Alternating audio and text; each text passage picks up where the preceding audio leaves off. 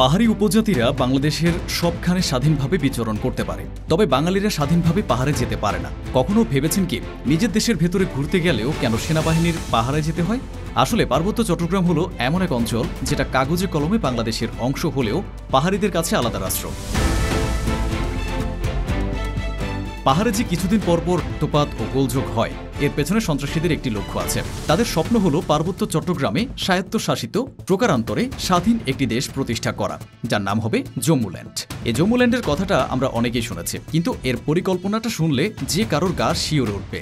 বর্তমান বিশ্বে দুই জার্মানি এক হয়েছে, দুই কোরিয়া এক হতে চেষ্টা করছে, ইন্ডিয়া সিকিমকে যুক্ত করে আরও বড় হয়েছে, সমগ্র ইউরোপ অভিন্ন মুদ্রা ব্যবহার করছে এবং পাসপোর্টবিহীনভাবে ইউরোপের সব দেশে চলাচল করছে। অর্থাৎ সবাই যখন যুক্তভাবে শক্তিশালী হতে চেষ্টা করছে, তখন পার্বত্য সন্ত্রাসীরা চেষ্টা করছে এদেশ ভেঙে ছোট করতে, প্রাণপ্রিয় মাতৃভূমিকে টুকরো টুকরো করতে। পাহাড়ের সন্ত্রাসীদের হাতে রয়েছে AK-47, AK-56, AK-22, M16, Mark II rifle, M4 carbine, 40mm grenade launcher, China rifle, 9mm পিস্তল, SLR, SMG, LG, বিমান বিধ্বংসী রিমোট কন্ট্রোল বোমা, grenade, heavy machine gun, G3 rifle, sniper rifle. এছাড়াও রয়েছে রকেট লঞ্চার, বিভিন্ন ধরনের রাইফেল, হাত বোমা, শক্তিশালী ওয়াকি টকি, দেশি পিস্তল, বন্দুক এবং মর্টার। আছে ড্রোন, সিগন্যাল জ্যামার সহ অত্যাধুনিক প্রযুক্তির বিভিন্ন সরঞ্জাম। এসব অত্যাধুনিক প্রাণঘাতী অস্ত্রের মজুদ রয়েছে দেশের 3 পার্বত্য জেলা খাগড়াছড়ি, বান্দরবান ও রাঙ্গামাটিতে থাকা পাহাড়ি সন্ত্রাসীদের হাতে। এসব অস্ত্রের জন্য খাগড়াছড়ির মণিপুরের তারাবন এলাকায় রয়েছে অস্ত্রগুদাম। গুণ, চাঁদাবাজি, অপহরণ আর আধিপত্য বিস্তারে ব্যবহার করা হচ্ছে এসব অস্ত্র। অশান্ত হয়ে উঠছে পাহাড়। বিপুল পরিমাণ অস্ত্রের মজুদ, চাঁদাবাজি আর আধিপত্য প্রতিষ্ঠার মধ্য দিয়ে সন্ত্রাসীরা এখন স্বপ্ন দেখছে 3 পার্বত্য জেলা নিয়ে স্বাধীন জম্মুল্যান্ড প্রতিষ্ঠার।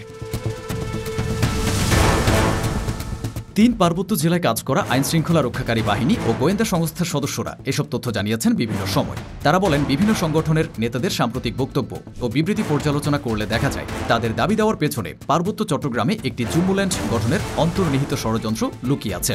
ভারতের ত্রিপুরা ও মিজোরাম রাজ্যের সঙ্গে পার্বত্য চট্টগ্রামের মানচিত্র যোগ করে কল্পিত জম্মুল্যান্ডের মানচিত্র সোশ্যাল মিডিয়ায় প্রকাশ করা হচ্ছে।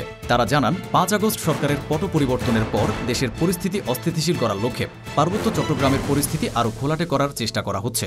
স্থানীয়রা জানান, পাহাড়ে একচ্ছত্র আধিপত্য, চাঁদাবাজি ও ভূমি দখলের লক্ষ্যে অস্ত্র ব্যবহারের মাধ্যমে পাহাড়কে অশান্ত করে তুলেছে সন্ত্রাসীদের আঞ্চলিক 4টি সংগঠন।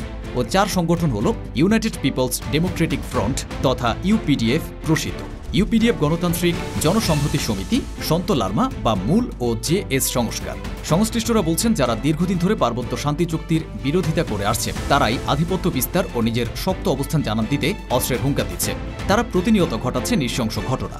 পার্বত্য অঞ্চল নিয়ে আরেক গোয়েন্দা প্রতিবেদনে বলা হয়েছে, সাম্প্রতিককালে আঞ্চলিক সংগঠনগুলোর মধ্যে সশস্ত্র সংঘর্ষ বেড়ে যাওয়ায় অস্ত্র ও গোলাবারুদের মজুদ কমে যায়।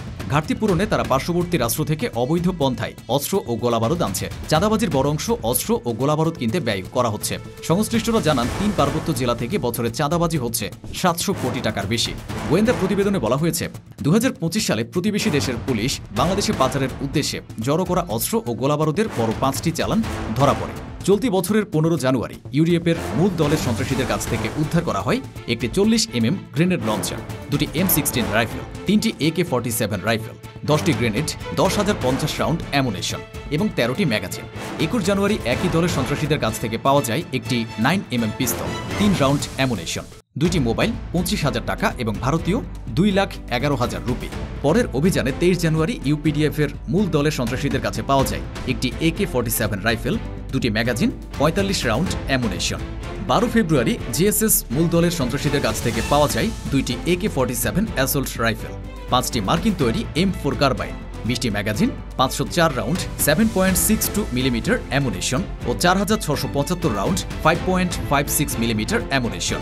23 মার্চ আরেক অভিযানে পাওয়া যায় 6,200 রাউন্ড 7.62 মিলিমিটার AK সিরিজ রাইফেলের অ্যামুনেশন, 1,800 মিটার কর্ডেক্স বিস্ফোরক তার, 600 মিটার উচ্চ ক্ষমতা সম্পন্ন ডোনেটেটর, 20 মিটার সেফটি ফিউজ ও বিভিন্ন সামরিক সরঞ্জাম। তবে এটা কোন সন্ত্রাসী দলের তা জানতে পারেনি আইনশৃঙ্খলা রক্ষাকারী বাহিনী।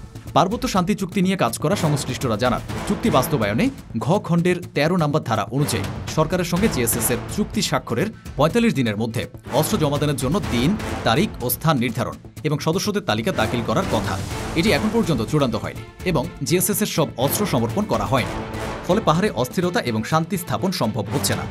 সশস্ত্র সন্ত্রাসী গোষ্ঠীদের নিয়মিত চাঁদাবাজি, গুম ও অপহরণের কারণে সাধারণ জনগণ নিরাপত্তাহীনতায় ভুগছে।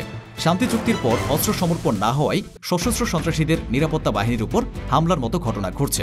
এসব হামলায় এখন পর্যন্ত ৪২ জন নিরাপত্তা বাহিনীর সদস্য নিহত ও ১১১ জন আহত হয়েছেন। সংশ্লিষ্টরা জানান, পার্বত্য চট্টগ্রামে ৪টি আঞ্চলিক সংগঠনের সশস্ত্র গ্রুপের রয়েছে আর্ম ক্যাডার ও সেমি আর্ম ক্যাডার বাহিনী। এর মধ্যে আর্ম ক্যাডার সংখ্যা প্রায় ৪,০০০। অন্যদিকে সেমি আর্ম ক্যাডার সংখ্যা ১০,০০০-এরও বেশি। সেমি আর্ম ক্যাডাররা অস্ত্রে প্রশিক্ষিত, তারা ভবিষ্যতে সংগঠনগুলোর জন্য কাজে লাগে। এসব সন্ত্রাসীর কাছে কয়েক হাজার আগ্নেয়াস্ত্র রয়েছে। এসব পরিপ্রেক্ষিতে ৩ পার্বত্য জেলায় ১৯৭৭ সালের ৩০ জুন থেকে ৫টি অপারেশন পরিচালনা করেছে আইনশৃঙ্খলা রক্ষাকারী বাহিনী। প্রথম অপারেশন ছিল অপারেশন ডিগ আউট, এটা চলে ১ বছর। দ্বিতীয় অপারেশন ট্রাইডেন্ট ১৯৭৭ সালের ১ জুলাই থেকে শুরু হয়ে এটা চলে ১৯৭৯ সালের ৩১ মার্চ পর্যন্ত। ১৯৭৯ সালের ১ এপ্রিল থেকে শুরু হয়ে ১৯৮৭ সালের ৩১ ডিসেম্বর পর্যন্ত চলে অপারেশন পাঞ্চিং টাইগার। চতুর্থ অপারেশনের নাম অপারেশন দাবান। ১৯৮৮ সালের ১ জানুয়ারি থেকে শুরু হয়ে এটা শেষ হয় ২০০১ সালের ৩১ জুলাই। সবশেষ অপারেশন উত্তরণ শুরু হয় ২০০১ সালের ১ আগস্ট থেকে। এই অপারেশন চলছে। খাগড়াছড়ি, রাঙামাটি, বান্দরবান আগে ছিল একটি মাত্র জেলা, যাকে সাধারণভাবে বলা হতো চট্টগ্রামের পার্বত্য মহাল। ইতিহাস বলে পার্বত্য চট্টগ্রাম মহাল সৃষ্টি হয়েছিল ব্রিটিশ শাসনামলে। তার আগে পার্বত্য চট্টগ্রাম মহাল বলে কোনো কিছুই ছিল না। কিন্তু পাহাড়ি নেতা সন্ত লারমার কথা শুনে মনে হয় পার্বত্য চট্টগ্রাম ছিল একটি স্বাধীন অঞ্চল। আর পাকিস্তান হওয়ার পর পূর্ব বাংলা সরকার জোর করে সেটা দখল করেছে। ১৯৪৭ সালে পার্বত্য চট্টগ্রাম পূর্ব বাংলার সাথে যুক্ত হয়েছে রেড ক্লিফ রয়েদাদ অনুসারে। বাংলাভাষী মুসলমান গায়ের জোরে পার্বত্য চট্টগ্রাম অঞ্চলকে দখল করেনি। ইংরেজ আমলে একসময় পার্বত্য চট্টগ্রামকে যুক্ত করার কথা হয় তখনকার আসাম প্রদেশের সাথে, কিন্তু পার্বত্য চট্টগ্রামবাসী এর বিরোধিতা করেন এবং থাকতে চান চট্টগ্রাম বিভাগেরই অংশ হয়ে। এটাও ইতিহাস। এখন পার্বত্য চট্টগ্রাম অর্থাৎ খাগড়াছড়ি, রাঙামাটি, বান্দরবানকে পৃথক করে নিয়ে সন্ত লারমা গড়তে চাচ্ছেন একটি স্বাধীন রাষ্ট্র, যেটা গড়তে দিলে বাংলাদেশ হারাবে তার ১০ ভাগের ১ ভাগ ভূমি।